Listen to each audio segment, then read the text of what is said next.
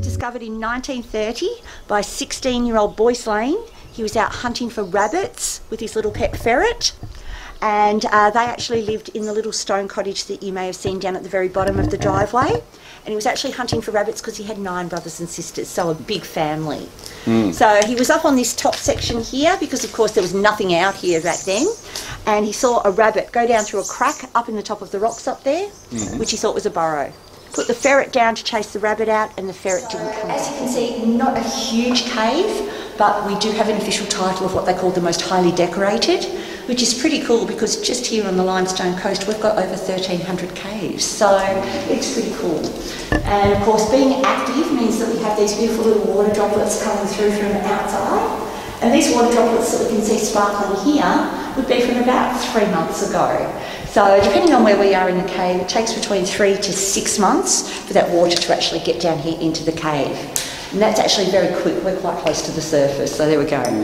Now, unfortunately, with an Australian cave, of course, we actually don't know how long it takes for things to grow because we don't get the same amount of rain each year, and it is very, very different, so we can't even get a guideline or anything along those lines. But if you have a look at this beautiful big white one we've got here, you can see on the bottom that it's been cut off and it's got a little tiny candle sticking out the bottom. See that little candle? That little tiny piece on the bottom there is 89 years old. Just that little tiny piece. So I do like how young I am when I come into a cave, I must admit. So there we go. Now this particular cave is somewhere between about 300,000 to 500,000 years old, and I just think it's wonderful that it's still growing up to nearly 500,000 years, which is wonderful. Now you probably noticed that we actually do have some beautiful colour in this particular cave, and there's 2 reasons for that. The first reason is the fact that we actually have 2 different types of rock up above us producing our decorations. So of course we have limestone, which is white, but we have a higher percentage which has changed us into what they call a dolomite cave, which is this beautiful goldy orange colour, and that's why you can see all of the colour coming through in the stalactites, but also in the beautiful shawls or curtains. They've got a couple of different names, those ones. They occur if your droplet comes over an edge, so it's sort of that effect rather than just the straight down.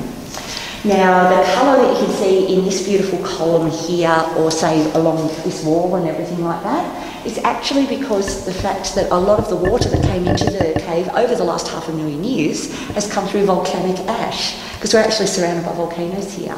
So of course that colour's coming through the water as well and produced some things, which is why we actually call this one the chocolate fountain. Because we think the colour looks pretty delicious in that one. Yeah, it is, it's lovely.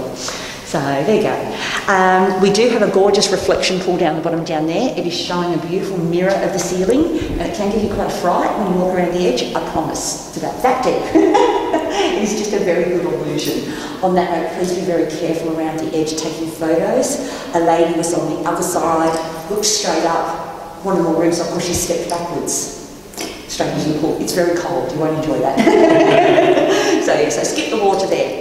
Alright, just on top of the light box there, that's a broken stalagmite that we have in here for people to touch.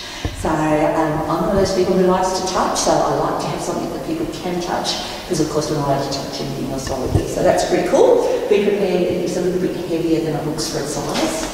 And last but not least, while you are wandering around taking your photos and everything, keep your imaginations open. Can you see Buddha sitting up there? Oh, yeah, so I've got a Buddha sitting up there, which is very, very cool. And then I'm going to just cross over to the other side, so I'm getting the torch in the way of the video there, and we've got a hungry hippopotamus or maybe a lion up there. Yes. So it's very cool. And then there's a face underneath that varies between Bob Marley, the reggae singer, a pirate, and Jesus. Just to make this interesting for us. So there you go. So make sure while you are wandering around, keep your eyes open. Lots and lots of beautiful things to see and do. Stay as long as you like. Take as many photos as you like. Yeah. Oh look, I do close at 3 o'clock. All right. So